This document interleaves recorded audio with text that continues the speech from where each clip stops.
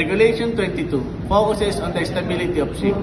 It requires vessel to be designed for adequate stability under various loading conditions, with specific criteria for both intact damage stability. Ship must be loaded and ballast correctly, and crews should have access to stability documentation to ensure safety and minimize capsizing risk.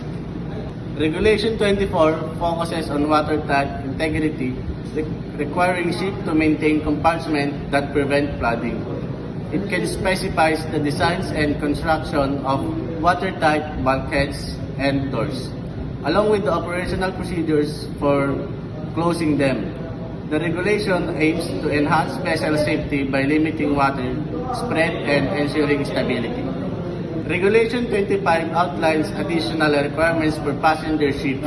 It mandates sticker stability and damage stability criteria to ensure safety in adverse conditions. The regulation also emphasizes the needs for operational procedures and crew trainings to handle emergencies effectively, aiming to enhance overall passenger safety.